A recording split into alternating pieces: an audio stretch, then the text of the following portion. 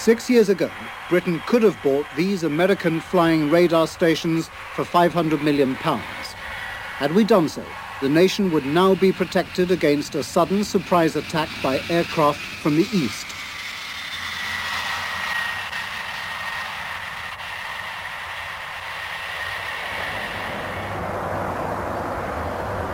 Instead, Britain decided to build her own airborne early warning plane.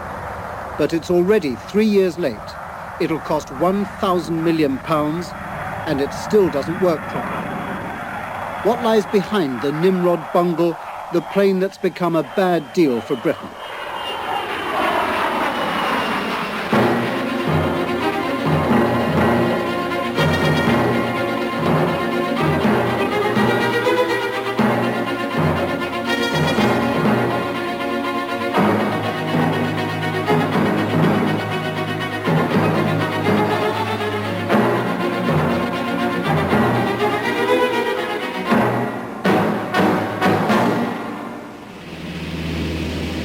These 35-year-old propeller-driven planes currently guard our vulnerable coastline from warlike intrusion.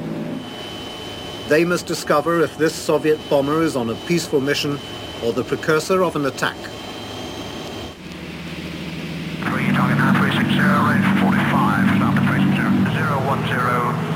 There are no second chances in the airborne early warning business. Britain's responsibility to herself and NATO demands that every potential intruder is spotted, identified, and escorted on his way. Any ident on him yet? Scramble, scramble. The Phantom Interceptors, mean and powerful inheritors of the Spitfire tradition. We scrambled mission 1-2 from Coningsby. He should be calling you shortly. The language is traditional Battle of Britain as well, an incongruous backcloth to a wholly different technology that is changing as fast as the stakes are rising.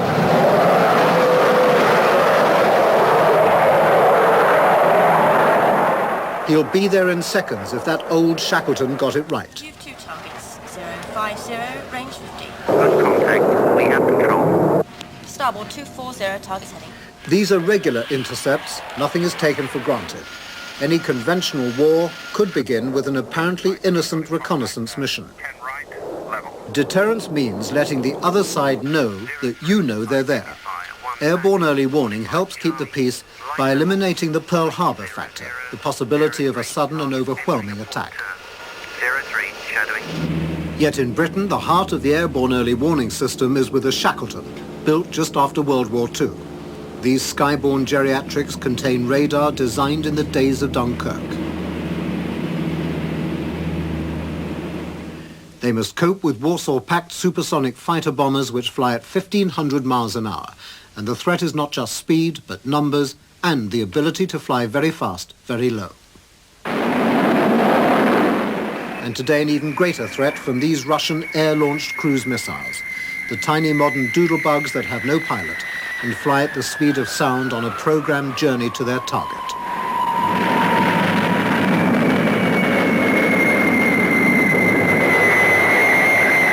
The gap in the defence of this country is enormous without a proper airborne early warning system. And Shackleton, while it's clapped out, it ought to be out of service. And I believe it is a disgrace that it is still in operation and is still the kingpin of our airborne early warning system. And this is the plane that should have replaced the Shackleton over 3 years ago, but it's still not in service because it's still being tested. Even now, no one's saying when this Nimrod will actually go on duty, how much longer it will take to get right, or what the final cost will be of what has already become one of the world's most expensive planes. Meanwhile, there are some fundamental questions to be asked. Was this the right plane to order in the first place? Has control of contracts and costs been bungled by the Ministry of Defence? And will Britain ever get the airborne early warning system it's already paid for so dearly?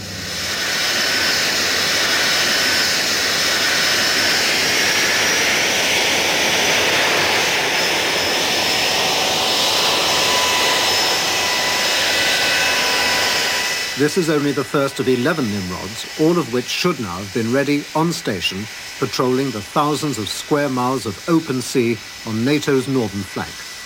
but this is the only Nimrod to reach even trial stage. The main problem is that the radar, hidden inside the ugly nose and tail domes, still doesn't work properly. So the RAF simply won't accept the plane. The Nimrod project is one of the biggest and most complex defence projects of its kind. It has raised awkward questions about the competence of the Ministry of Defence to handle this kind of high-technology, high-cost programme.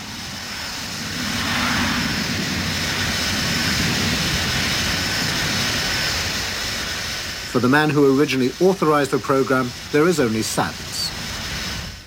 Well, I feel obviously extremely disappointed, and it's particularly ironic that the one decision I took that commanded universal approbation from the extreme left of the Labour Party to the right of the Conservative Party should have ended up in what appears to be a disaster. Nevertheless, Nimrod is vital because ground-based radar simply cannot spot low-flying aircraft that approach below the horizon. High ground just adds to the problem, allowing enemy planes to move closer without detection. Those blind spots vanish if you put a radar station in the sky. At 30,000 feet, a single radar scanner can spot airplanes and ships over an enormous area 20 times greater than from land-based radar.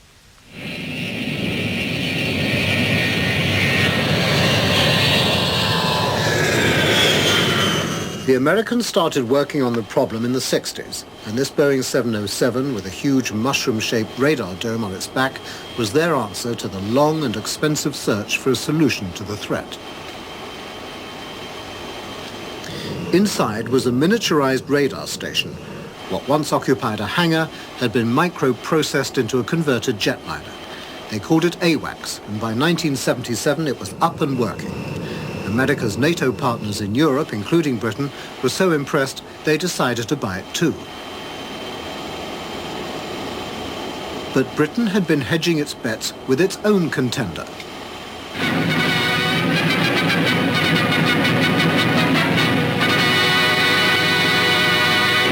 This is Movie Time.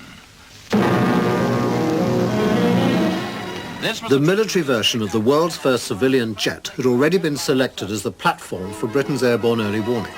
£14 million had been spent on it when the new decision to buy the American rival was announced. A huge campaign to reverse that decision and buy British was launched. In Manchester, British Aerospace rolled out a Nimrod airframe with a radar dome stuck on its nose to stimulate the growing lobby trying to change that British commitment to the NATO AWACS decision. It was done with such haste, there wasn't even a radar dome on the Comet's tail.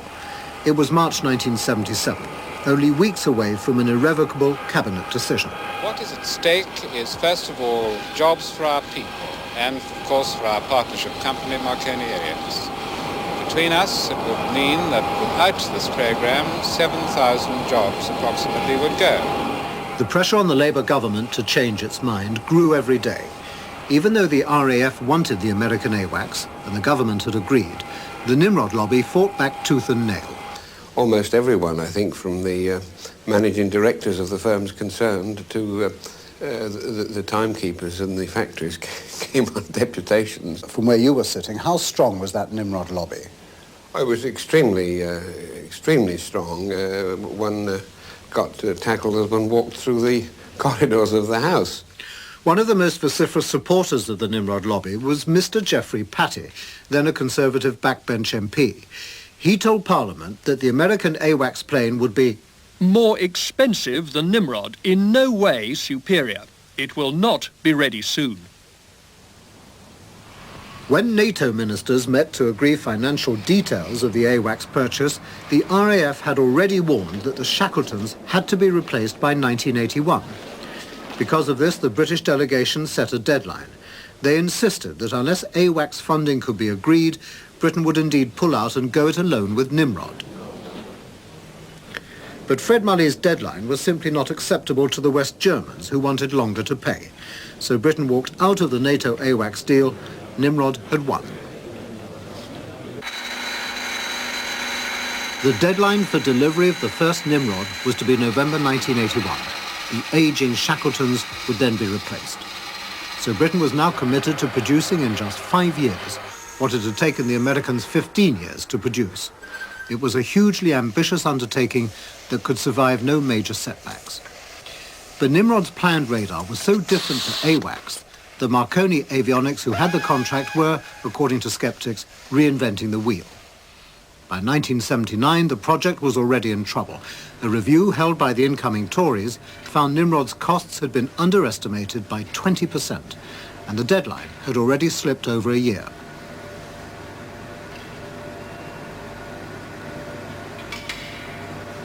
Marconi itself had been hit by a national wages freeze that robbed them of talented staff and had trouble recruiting new specialists later. There was also a moratorium on defence spending that lasted several months and prevented Marconi from buying vital test equipment and spares. That caused further delays. On top of that, there were industrial problems for their partners at British Aerospace too. British Aerospace themselves had some fairly severe labour problems, industrial relation type problems. That unquestionably caused slippages in the programme. The delay that's attributable to British Aerospace took place in the early days of the programme and amounted to several weeks, resulting from, in part, industrial action that we had at the time. And I think that in the totality of the time delay, therefore, the amount of time attributable to British Aerospace is very little. But there were far more fundamental problems than that. Although £14 million had already been spent on Nimrod before the decision was taken to go ahead, the avionics, or radar, was clearly not as developed as Ministry of Defence scientists thought it was. There were difficulties in developing a new radar for a plane only 2/3 the size of the AWACS. Signals processing and information handling were as complex as the systems on a frigate. But ultimately, it was the management of the project by Whitehall and industry that proved the biggest bungle. The Royal Air Force was to be the customer. The Ministry of Defence procurement executive, known as the MOD-PE, was responsible for buying the system. MOD-PE could have put one single firm, a prime contractor, in charge of the whole Nimrod contract, which would have created clear lines of responsibility. But the ministry instead chose two contractors, British Aerospace to convert the airframe, and Marconi Avionics to build the radar system. MOD-PE kept control and responsibility. They even created two separate bureaucracies. One branch dealt with British Aerospace and the plane, a second branch dealt with Marconi Avionics and the radar. But in my opinion, the basic mistake was that no one company or one person was made to have total responsibility for the whole system. And we're talking about systems. And it was that was the main reason why the programme perhaps did not run as well as it should have done. And I think possibly in this case, the project management wasn't perhaps as well coordinated or united as it ought to be. Maybe it looked all right at the time. I think if one could have found a better way to coordinate, that also would have been well worth achieving. Problems too with liaison between the companies. Much of Marconi's radar work was classified, but much had to be shared with British Aerospace if they were to fit the radar into the plane. It meant there were times when work on the project was delayed through lack of information and the radar wasn't fitted on schedule. They did not see the necessity to keep us fully informed of what they were doing because they were not required to, and therefore they assumed that when their equipment arrived, we would have made the necessary arrangements to make sure that it was able to be fitted properly. There is no point in us disclosing to British Aerospace or them to us a whole mass of detailed information in which the other party is not interested. So unless you have that completely free dialogue, you can get yourself into trouble.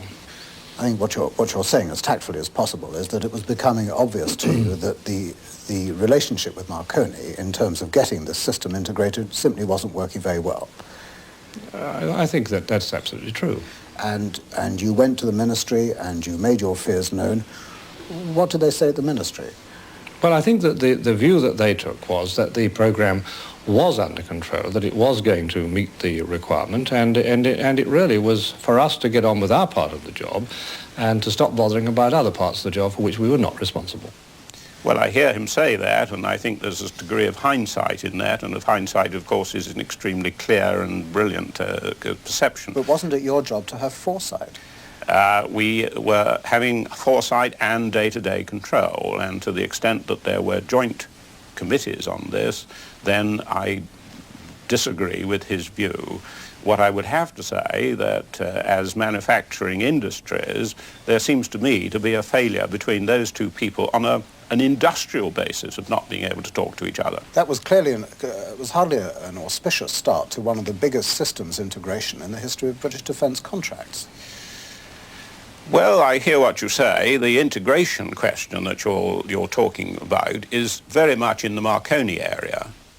The Ministry Procurement Executive, Mod PE, had the power to buy Nimrod for the RAF on one of two contract systems. Either a fixed price contract, which means the full contract in terms of specifications and price are agreed in advance, or a cost-plus contract, which means that month by month the firms charge the Ministry whatever cost they incur and then charge an agreed profit on top of that. Mod PE chose to buy Nimrod on a cost-plus contract. It's now argued that Marconi could never have been offered a fixed-price contract because of the unknown factors implicit in the development of the radar. Yet Marconi must have had some idea of what the project would cost them, and we know the Ministry certainly had their own estimate. However, the contract was offered at cost-plus. It is one of the standard conditions of any cost-plus contract, and you will find it in the Ministry documentation on the topic, which says that the contractor is insulated from loss. Which is good news for you. That is the best, of course. Are you now, as you have been for some time, still at the mercy of GEC Avionics? I hope the MOD is never at the mercy of anybody, but if you have a cost-plus basis for a contract, whether it's a development contract or anything else, then you pay for the work which is done, and the work which is done is controlled by that company.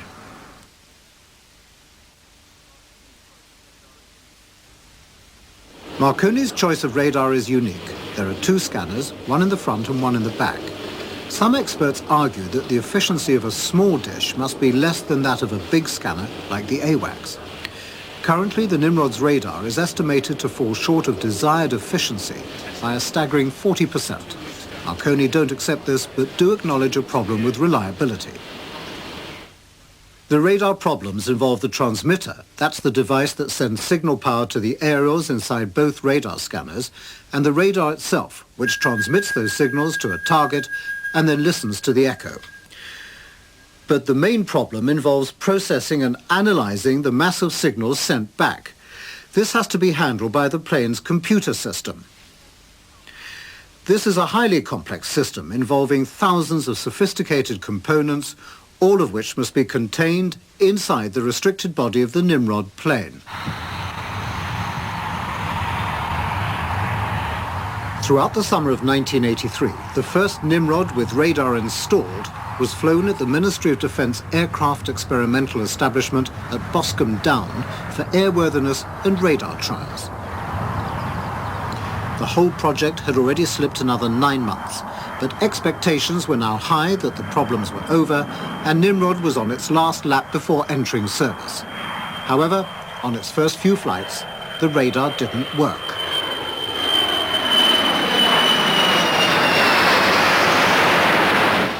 I wouldn't know about that, but my feeling is that it could be switched on. And was. When they finally got a signal on the screen, it was unusable. Well, that is not the situation as we understood it. They may well have been right when you say unusable. What's usable and what's unusable? Well, you shrug all this off, but it was quite a serious moment, wasn't it? Well, not really, you know. We were conducting a substantial trials program I expect to see some failures in a trials program. That's Pateman, what trials programs are about. Initially, the radar did not function as required. In fact, the initial reaction we had to the early flights was to suggest that the radar was not working properly at all. Ironically, Geoffrey Patty, one of the original Nimrod supporters, had now become Minister for Defence Procurement and responsible for the project. On October the 23rd, 1983, he arrived here for an official visit. This is where Marconi Avionics, now GEC Avionics, make the Nimrod radar. The minister's visit was supposed to last for 5 hours. There would be a formal progress report, a factory tour, an executive lunch. But after only 25 minutes, Mr. Patty suddenly stormed out and drove back to Whitehall. It was, said one eyewitness, an incident in the megaton range. Mr. Patty was so angry with Marconi's lack of progress that he punished the company by withholding Nimrod project funds for several months. Well, my point of view is that I had an argument with Geoffrey Patty over it, and I lost. Well, tell me what happened. Well, I can't... there was a meeting which we had with Geoffrey Patty, at which I don't think either side was very happy. What did he say? I can't recall in detail, but he was unhappy with what was going on, and I was unhappy with what was going on, too. Well, what were you all unhappy about? Well, at the time, we were having problems with the reliability of the equipment. By another stroke of irony, just as Nimrod's radar was clearly in difficulties, the NATO AWACS project was a flyaway success. After their original delay in making up their minds, the West Germans had joined the project only 1 year after the British had walked out on it. NATO went ahead with its order for 18 of the AWACS planes, and they've been arriving ahead of schedule. The Boeing 707 is comparatively so spacious that Westinghouse, who make the radar, have had no problem fitting their equipment inside. And 02, vector south, 180. To add to Britain's embarrassment, the AWACS project has created a large number of jobs in Germany, which would have come to Britain had we stayed in the deal. The fleet of 18 are based in Germany, giving permanent employment to 2,000 civilians. The 18th and last AWACS will be delivered so early that NATO has saved about £250 million on the purchase. This windfall, in turn, is now to be spent on adding significant extras to the plane. It is already far ahead as the most modern airborne early warning system in the world.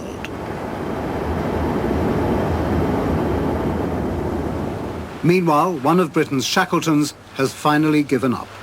Well, this is our major exhibit. In fact, it's the largest exhibit in the museum, the Avro Shackleton.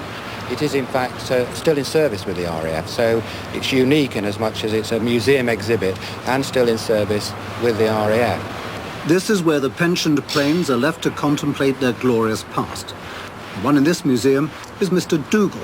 All the 5 serving Shackletons are affectionately named after children's programs. But even now there's a chance that Mr. Dougal may yet have to rejoin Florence and Mr. Rusty if Nimrod's delays continue.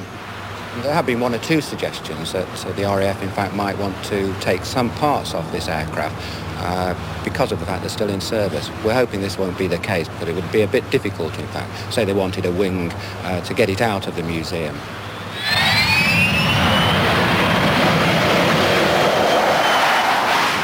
This is Nimrod P1, destined to be the first production plane undergoing more tests at RAF Waddington in Lincolnshire. Some of its problems are not the fault of the contractors, but they are serious. Firstly, there are its communications. Descend Angels 25, target 27. 25 to Angels 25. The current communications system is not the most modern.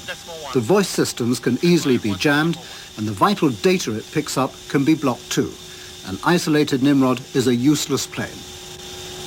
Normal 55, roger, 642, Bravo Kilo 5010, tracking 150. In order to solve this communications problem, it'll become vital for Nimrod to be fitted with a new, unjammable, computerized communications system.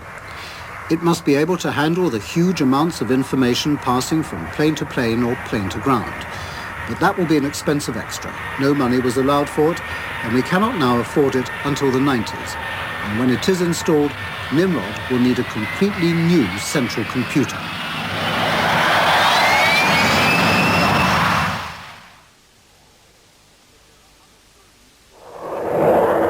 But there are other current computing problems too.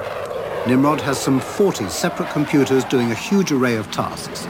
The integration of their work is handled by one central machine. The software or programming required inside is enormous. The total memory bank alone contains 1 million words. Marconi selected their own GEC 4080 as the central computer. It is now saturated with work. It must be added to or replaced. The more work it has, the slower it operates and the less efficient is the radar. This serious problem is at the heart of Nimrod's delays. How much excess requirement did you ask for in the computer originally? 50% of the installed capacity. And what have you got now? We have no spare capacity. So it's effectively 200% out? Yes. Are there any problems with the computer? Not that I'm aware of. Are there any problems with the computer's storage capacity? There is some danger that if further requirements are added to the system, that the computer will run out of storage capacity. I understand that the computer is only giving half of what was expected, and that's now. That, I think, is not true. The computer is too small for the long-term application. It is overloaded in terms of its ability to address capacity, to address store, and it's overloaded in terms of the speed it takes to carry out the necessary functions. That means that the computer, the current computer, will have to be changed for a bigger and faster machine. If we take a typical scenario and we expect the system to complete all the demands upon it at the same time, then it clearly won't handle all the targets we asked for when we laid the staff requirement down. I believe that the number of targets that it will track will be quite adequate for the Air Force's requirement. The number of targets it is finally planned to handle is, of course, outside its current capability. The computer dilemma leaves the Ministry of Defence with some painful options. It can either add to the existing computer's storage for the time being, or it can replace the 4080 with a new GEC model. But even that one will only last until the introduction of that vital new communications system in 5 years' time. Or it can wait for a new computer, but that's still on the drawing board. Or it can buy a suitable existing American model, but that will mean rewriting the software program at a cost of 500 computer man-years.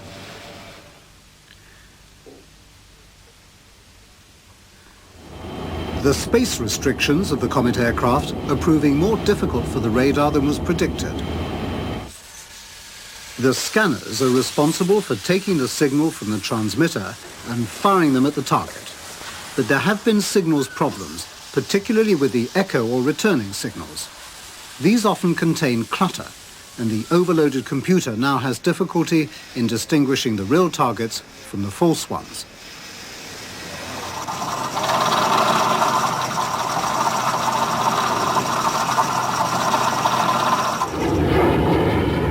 There are also worrying gaps in the Nimrod's radar cover, particularly of the very targets it's been built to deal with, the fast and low-flying fighter bombers.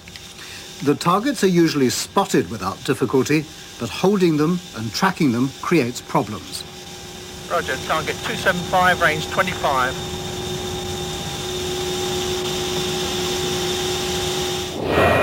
Meanwhile, the threat from Warsaw Pact planes increases as Soviet technology develops.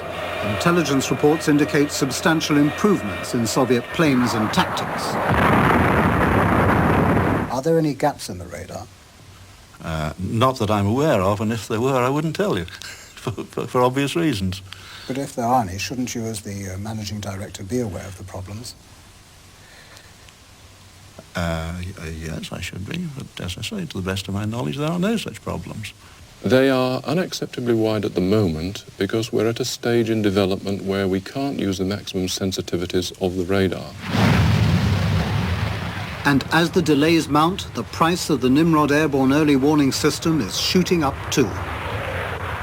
The original cost forecast of £306 million in 1977 is £800 million by today's inflated prices, and that amount has already been spent.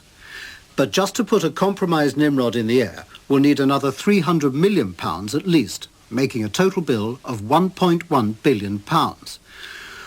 On the entire system, costs will have shot up 51%, and the radar development costs would have soared an astonishing 131%. Some of the extra cost is certainly due to changes in the specification. Nearly every project has changes in the specification, but it would be totally wrong to suggest that those changes in the specification were responsible for the delays of the magnitude which have occurred. So how much responsibility would you accept here at Mod PE? Oh, I would put a responsibility on the original drawing up of the contract, because I believe that basis of the fixed price is wrong, and one or two other matters which we dealt with earlier. I would also have to put a responsibility on the development, the principal development contractor, because they told us, or told the Ministry of Defence at the time, that they could achieve something at a certain price within a certain time scale and haven't been able to do it. But they got it wrong. Yes, but no, I am a tolerant man. I mean, I have to say that the delays were largely due to the company because it didn't achieve what it said it could. But I am tolerant in realizing that they were dealing with something of very high advanced technology, and therefore the fact that there has been some slippage was probably inevitable in the circumstances. Last week, the House of Commons Select Committee on Defence was finally told about some of Nimrod's troubles. It's the first time the Ministry of Defence has owned up to Parliament about the radar problems, the time and cost escalation. Previously, the Ministry's public statements on Nimrod have been dismally obscure. Parliament's ignorance as to the true costs and timescale of the Nimrod project began on the day Defence Minister Fred Mulley announced the decision to buy Nimrod in the House of Commons. It is impossible to give precise costs figures because we have yet to enter into contractual negotiations with the firms. Only weeks before review of Nimrod was to reveal that the project was a full 20% underfunded and already running late, James Wellbeloved assured Parliament that Nimrod was in full development. He added, "It is not the practice to quote costs for individual aircraft." Only 4 months after withholding funds from Marconi Avionics for their lack of progress, Mr. Geoffrey Patty, Minister for Defence Procurement, didn't share his knowledge of the growing Nimrod delays with Parliament. It is not the practice to disclose operational information of this kind. And what about the costs? It is not our policy to divulge individual defence programme costs. And what about the performance of the radar? It meets the minimum performance requirements for this stage of the programme, assured the Minister. It's for ministers to explain to Parliament if they think it is reasonable to do so. I think what they viewed was that the delays in the programme, which were quite obvious at that stage, were explainable. And nobody was too upset? Well, people were upset, but, you can jump up and down. It doesn't change the price of tea if you still have work to do to get the thing to work properly. And in that sense, does it make your life easier, the procurement executive's life easier, if these things are not aired in Parliament? If I may express a personal view, the minute you get sort of a parliamentary interest in these things, a lot of work and manpower is diverted from the prime job, which is getting on with development, to preparing papers and appearing before committees and answering questions, which doesn't add anything to the progress of the development programme itself. Apart from public awareness of what's going on? Except from public awareness, yes. Now, if you believe that public awareness has an effect, well, I would accept that. The new Minister for Defence Procurement, Adam Butler, faithfully maintained the stonewalling tradition. Asked about Nimrod costs and delays, he answered, "It is neither our policy to reveal the dates on which defence systems become fully operational, nor to divulge information which is commercially confidential." I think what one has to do is always to look at questions very carefully, because they are generally worded in a precise manner, and one seeks to answer precisely what the question is. Well, he asked you specific questions, and you gave a completely non-specific answer, which, incidentally, if I may say so, no, in the history if of he this asks a specific question, you don't then, and it is a convention, you don't volunteer a lot of other information. he has asked specific questions, and we have replied it is not policy to give precise answers to those questions. But why not? Well, I think it must be self-evident that you don't declare publicly what the in-service dates of a particular piece of equipment is on security grounds. You don't go around telling the Soviet Pact that you're going to bring this and that aircraft in on this date and that tank on that date. You've just told me it's going to be another 2 years at least. What I've said to you is to give you a general indication of what the final position will be. What still remains obscure is the extent to which Britain must now accept a compromise version of Nimrod. The prospect fills the customer, the RAF, with anger, for compromise could jeopardize the whole expensive venture. Mod PE, however, is more politically tuned to the realities of cash limits. Compromise begins to sound inevitable. But supposing they want the radar they thought they were going to get in 1977, how much more will it cost? I don't know. Are you negotiating that with them now? I am not negotiating on the basis of meeting that specification, no. So whatever flies in the end will be a compromise? Of course, it always is. Do you think that the Royal Air Force will accept a compromise version? I think they probably will. No, we won't accept a compromise. So what will you accept? We'll accept an aircraft which shows that it will finally meet the staff requirement. And will that take much longer, do you think? It'll take some time, yes. But politically, presumably, you will have to accept an interim version of Nimrod. Politically, we will have to accept an aircraft which we'll introduce into service in a series of stages. Will Nimrod now be completed to the original requirements and specifications? That we don't yet know, and that may sound a slightly strange answer. We believe that we can bring it up to the full specification, but the question is whether the amount of extra money needed to do that can be justified. People will, of course, be shocked to hear that a plane that is going to be at least 2 to 3 years late and 51% more than was forecast will, in the end, be only a compromise. That's not my expression, and indeed I did not say that we would settle for a compromise. What I said was that we had to assess whether the extra money needed to get it to 100% of the original specification would be worthwhile or not. But I'm not talking about a compromise aircraft. Now, and I think one has... Excuse me, sir. Surely, with respect, it will be a compromise if you don't go to the full 100%. It will be a shortfall on the original specification, but there must be quite a number. There must be quite a number of projects which do not, in fact, meet the original specification laid down, bearing in mind that we were dealing with technology which was not, of course, in the knowledge, the full knowledge of those who were going to produce it for us. Call it shortfall or compromise, Nimrod P1 continues its tests and trials while urgent attempts are made to make it acceptable to the customer at a cost more palatable to the taxpayer. It would, with hindsight, have been wiser to wait for the half-price American-built AWACS. Any benefits Britain may have gained in building it here have been lost by the way the project has been bungled. Ultimately, only our potential adversary gains from this bad deal for Britain.